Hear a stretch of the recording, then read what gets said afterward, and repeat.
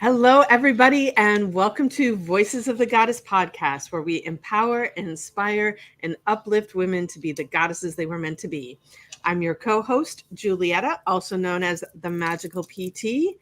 I am here in sunny Fort Lauderdale, Florida, but originally a Midwesterner girl from Wisconsin. And I don't know, I live in Florida for over 25 years now, and I still can't call Florida home. Wisconsin will always be home for me. And this humidity this morning, like I couldn't even breathe out there. Like I need to go home and breathe some cool fresh air. But anyway, um, here in Fort Lauderdale, I'm a physical therapist, but a very alternative, holistic PT where I'm looking at not just the body, but emotions, energy, chakras, all that good stuff, because it's it's all part of the whole. When you're just looking at pieces of the body, you're never going to get true healing. So I'm really focused on the whole, the whole. Who are you, ma'am?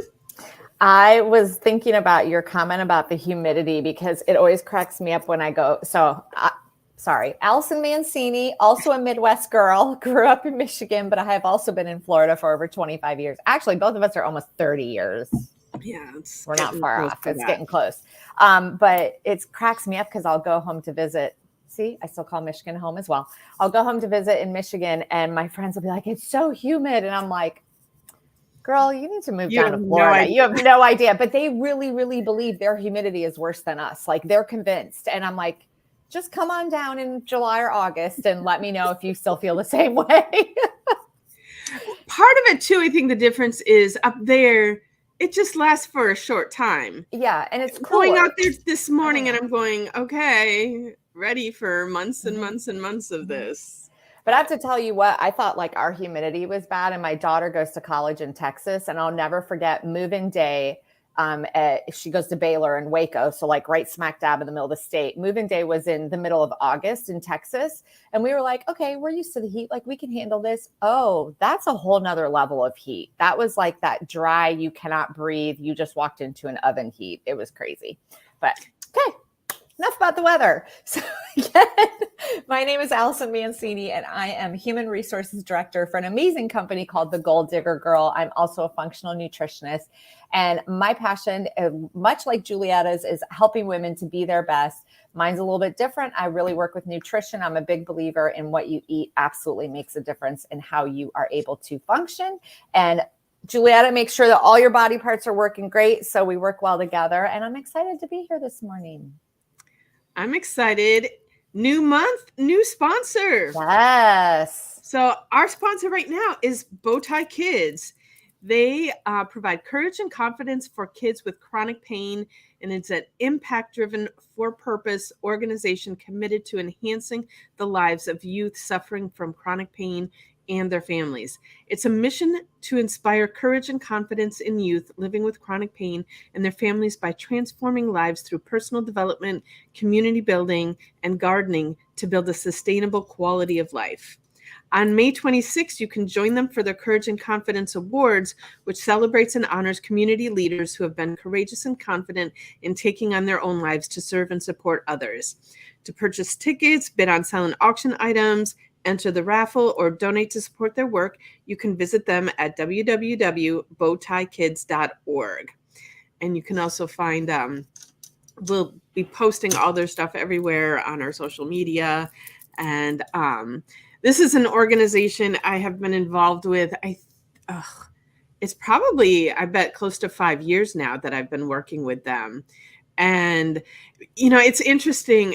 As a physical therapist, I get it. And that's part of the reason that I chose this organization. And also Karen and Tracy, who this is their organization, have both been guests on our podcast, but I've known them both for years and they're amazing ladies. But people out in the community just don't understand that there's kids out there that are in pain and suffering every day. And you know, you think about it as an adult, you know, say your back is hurting and how difficult it is to go through your day. Imagine being a kid and just being stuck with that. So it's a great, great program. I encourage you to check it out. And I will be at the Courage and Confidence Awards. So I'd love to see everybody out there. I actually just thought of you, and I know somebody in common who has a young daughter who's dealing with some severe pain right now. I don't know if you're aware of it. We'll talk about it later, but we need to connect them up with Bowtie Kids. Oh, yeah, for sure. Yeah. So, yeah, I know. I knew adults go through pain. I didn't realize how many children, and it can be from all kinds of reasons. Sometimes maybe so many reasons. They have a diagnosis, they have an illness. I mean, all kinds of things. They could be going through treatment for something, but yeah, it's pretty huge. And I think it's really amazing that Karen and Tracy do that. And I'm grateful to have met them through you, and that they are a sponsor, because they are awesome. And please support them. Yes. Okay. So let's talk a little bit about meditating, because it comes up a lot in our podcast. And I actually did a live inside of Gold Digger Girl student groups about meditating, because so many people, like, they hear the word meditate and they're like, no, you know what I mean? They're like all afraid to. But, it's interesting, because I was actually doing a little bit of research, just kind of dig into more about meditating, because there really is a lot of research out there now on the benefits of meditating. And if you've never heard of it, and Juliet and I both read his books, Joe Dispenza is like huge, and there's other people out there. But I think the cool thing about Joe Dispenza is he actually does a lot of the research. So a lot of that, what's out there, has come from his work. But it's really phenomenal what meditating can do for you. And I didn't really realize it. I was told by my functional medicine doctor over 12 years ago, you need to start meditating. And I was like, yeah, right. Like, I just kind of blew it off and didn't think it was, what is that going to do for me? It was kind of my attitude. And it wasn't until probably about 4 or 5 years ago, I don't even remember why. Somebody said something, or it just was said the way I needed to hear it, that I was convinced. And I started meditating, and it is so true. And you don't have to meditate for long. It can just be for a couple of minutes a day. It doesn't have to be anything crazy. Juliet and I have a friend in common who she meditates for hours, but I just can't do that. Well, and the thing too is, so many people think that they have to do it first.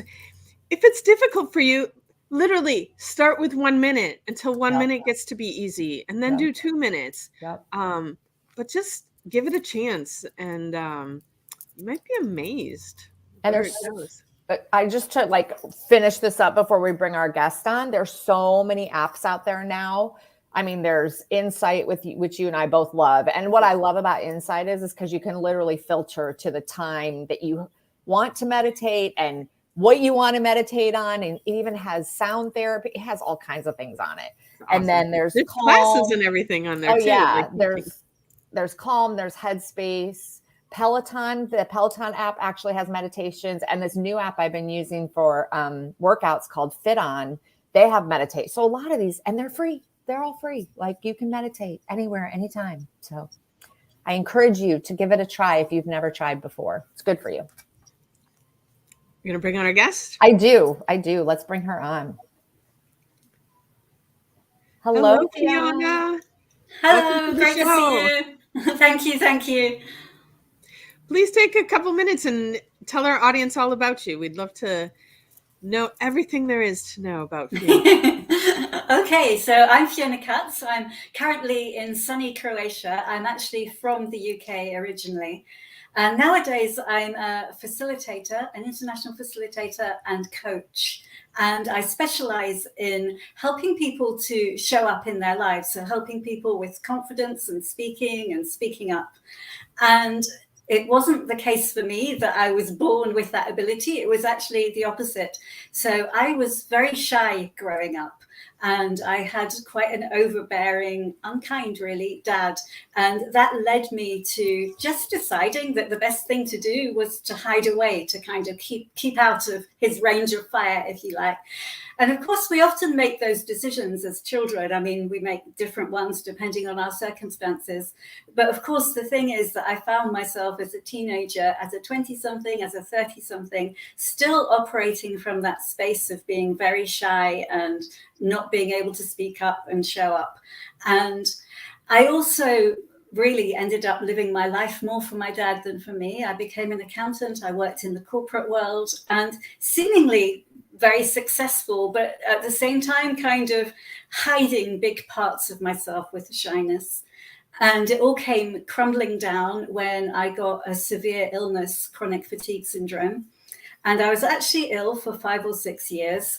And during that time, at first, I looked outside of me for the solution. And I didn't really look to conventional medicine, but I looked to alternative medicine, really to give me a tablet or to touch my feet and touch a few reflexology points, and boom, I'd be better. And maybe after 4 years, I started to really look at me and what I was doing to lead to the illness. And that's what led to me doing what I do now. So basically, the tools that I use with people are the ones that have allowed me to regain vibrant health, and also to change the shyness. It's like nowadays, before COVID, I was running around Europe, particularly doing classes most weekends about empowering people to show up, empowering people to get over their own shyness or whatever it is that stops them from being able to give talks or being able to show up in their lives. And since COVID, I do a lot more online, like a lot of us. But really, I'm using the tools that I've used to become fully healthy and to be able to, like this, jump on a podcast and just speak, and actually even enjoy being here and speaking.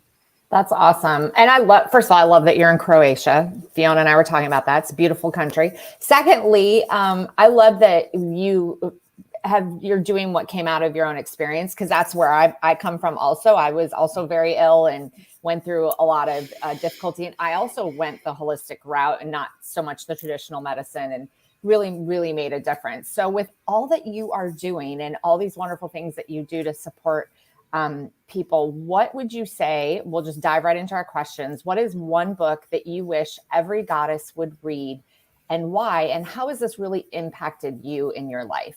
That book. Yes. So I would recommend a book called Being You, Changing the World. And it's by Dr. Dane Heer. And Dr. Dane Heer is the co-founder of the modality that I now teach, so Access Consciousness.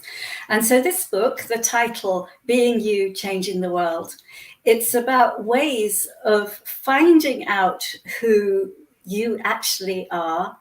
And with that, as you start to become more of you, so for me, with my shyness story, letting go of the shyness, discovering that I'm not shy, that the shy was a coping strategy, becoming more of me. As I become more of me, it empowers, or it puts a question mark into people's worlds. I remember when I first started doing Access Consciousness, there were people who would see me on Facebook and they'd be like, what's going on with Fiona? And it's almost like they could perceive more of me daring to come out, even on Facebook, let alone in real life. And they were like, oh, I wonder what that is. I'd like some of that. Doesn't mean that everybody else is shy and is going to get over shyness, but it's an invitation to other people to be them. And as more of us become us, so the world changes. And actually, this is what Gandhi said. I don't know if I know the exact quote, but be the change you want to see in the world. It's a similar kind of energy to that. Absolutely. And that also rings along with, we do a book club every month in our Facebook group, and we're doing Untamed, and it's all about being the authentic you and not the you that the world tries to make you be. So, well, it tries to tame you. I mean, that's amazing, isn't it? Because I think we do all make ourselves tame compared to what we really could be. Nice. I like that title, Untamed. You should check it out. It's a great book. Really good book. Yeah. Read along with us. Read along with us. All right. Our next question, Fiona, is what is your favorite self-care practice and how does it support you? Yeah, so again, this is something that comes from Access Consciousness, and it's a hands-on healing that I receive from other people. And if I'm desperate, I can do it myself. But as with a lot of these healings, it's more powerful when there's somebody else there doing it for you. So it's called the Access Consciousness Bars. And it's basically, so it's 32 points on the head, and the points relate to different aspects of our lives. So, for example, there's a point that relates to money or a point that relates to healing. And as those points are touched gently by the person giving you the healing, you're invited to release any limiting points of view you have in that area. So for example, with money, it's like in my family, it was very much, you have to work hard, money doesn't grow on trees, you have to do this to get money. And all of that can be invited to release just by lying there. It's incredibly relaxing. It's so it just somehow seems to release the stress that can kind of build up just from living, but it also has this possibility of completely changing your life by releasing the limiting points of view. So I found, I mean, it's nearly 9 years ago since I learned it, and apart from during COVID times, I've received it at least once a week during that time. And I actually thought at the beginning of COVID, it's like I didn't know how I would manage without it. Well, I'm still alive even without it. But it was one of the first things when I was in Montenegro, when it started to open up, I was like straight on the phone to the person in the next door town. Hey, can I come and see you, please? That's awesome. And I love the gentle modalities.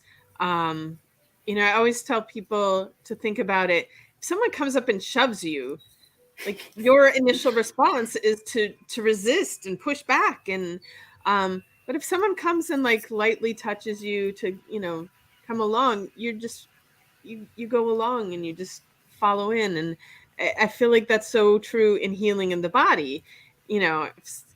So many of the modalities out there are so forceful and I don't think the body welcomes that. You can heal the body with just the gentlest of touch and intention. And so I've not experienced access consciousness, but it's something I've known about for years. And maybe I'll go find someone and experience.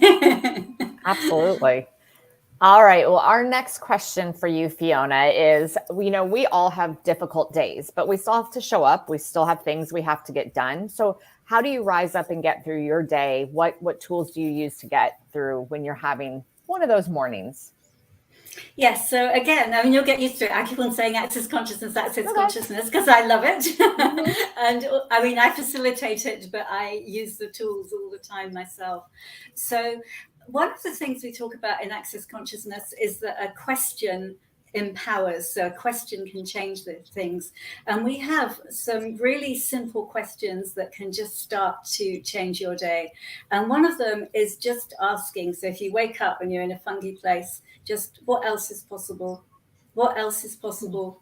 If I wasn't in this stuck place, what else could I choose?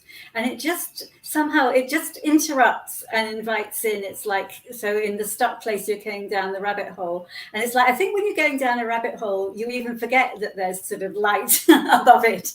And so just asking the question starts to break that thing of I'm going down. So at first, and then it gives you the possibility of something different. And if you continue asking, it's like, sometimes I need to ask these questions a lot of times. What else is possible? Really, what else is possible? And then just noticing if I'm just saying it or if I'm really being present. Hey, Fiona, you don't have to be in this rabbit hole. What else is possible here? Or another one, how does it get better than this? And this is one that I love to ask. And what I noticed when I started Access Consciousness was that my life, I'd already recovered from the fatigue illness I had using other things. And what I noticed was that I was kind of okay at getting myself out of sticky situations, but it was almost like, having been so ill, I had a total cap on what was possible for me. It's like, well, I'm happy that I'm not ill anymore. And when you ask, how does it get better than this? When you're in a good state, it invites in the even better. So you can use it for the stuck state in the morning, but also say you get yourself out of it and you're having a good day. You can use it later on in the day to invite even greater in. Great questions. Yeah. All right. Our last question is, what is one life experience that has greatly formed who you are today? And yes, every experience contributes to who you are, but there's always those standout ones. So what is one of those for you? So I've mentioned it already, and I would say it's the chronic fatigue syndrome. And so I was literally so ill for 5 years that some days it was hard for me to even leave the house. And I had a part-time job, but I kept on not being able to do it and having to call in sick. So it was like I was very debilitated for quite a long time. And when I started to get better, I would hear people saying things like, "Oh, I'm so grateful for my cancer," or "I'm so grateful for whatever it was." And I could not say that for the longest time, because I was like, how can I be grateful for losing 5 years of my life? It's like I couldn't see it because it was all so raw and so close. And I suppose when I was severely ill, I guess if you have cancer, you could die, and it's really in your face. With chronic fatigue syndrome, it wasn't really that I could die, but it was just like I just faced this kind of boredom of not really living a life that was in any way fulfilling. And it was really scary to think that at the time I couldn't even listen to music. I could do very, very little. And it really, I guess, like I said earlier, for 4 years, I was looking outside of myself for the solution. And it really brought me to this place where I'm like, you know what? I have to be really, really present and vulnerable with me. And I didn't exactly formulate it like this at the time. I didn't have the awareness to formulate it like this. But nowadays, I would say that what was going on for me was almost like, okay, here I am. I've created where I am now in my life, which includes this severe debilitating illness.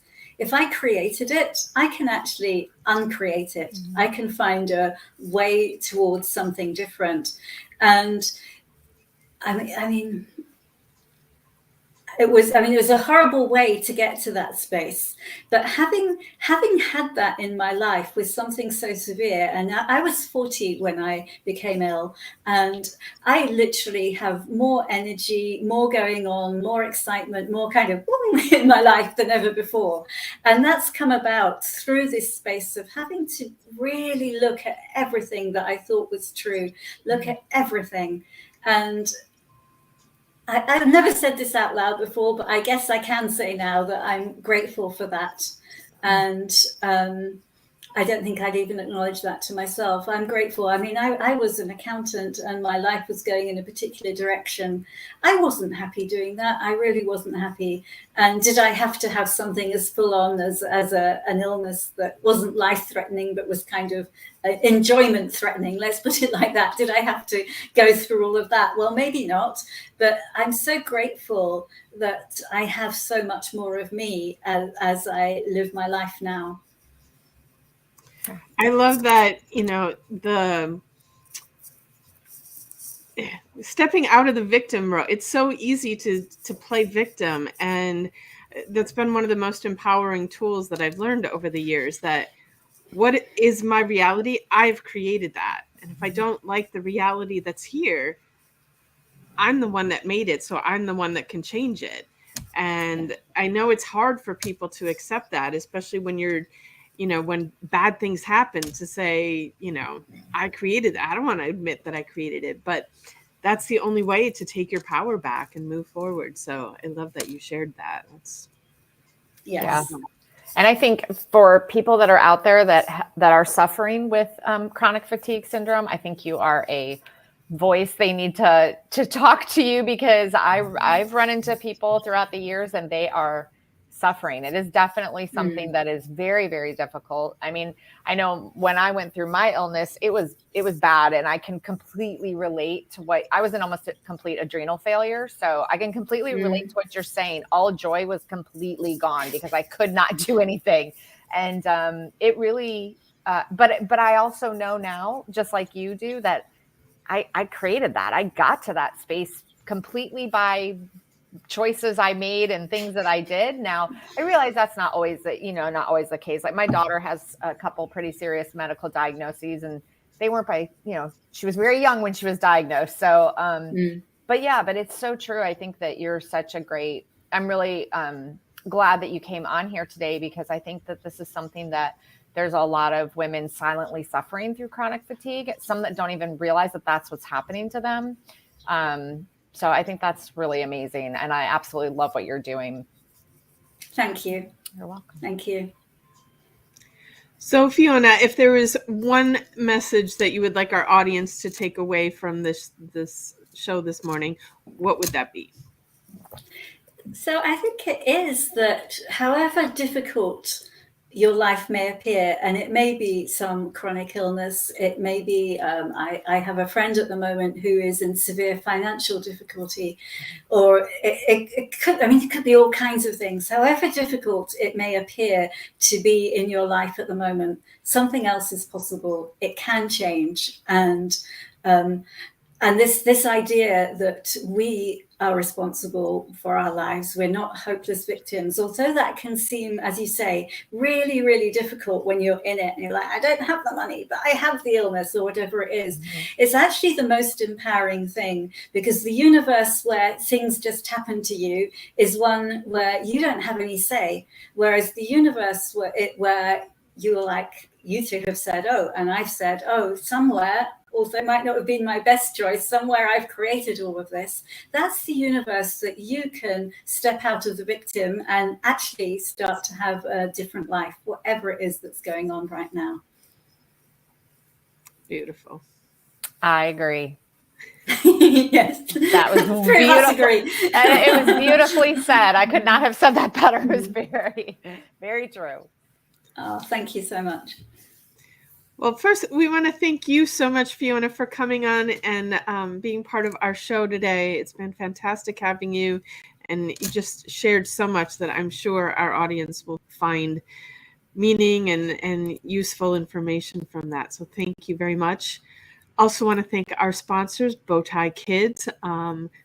Check them out, support them. It's a wonderful organization. And thank you to our audience for tuning in and listening. And if you've liked what you've heard, please subscribe, follow, like, and share. Get the word out there, because there's fantastic things happening on this show.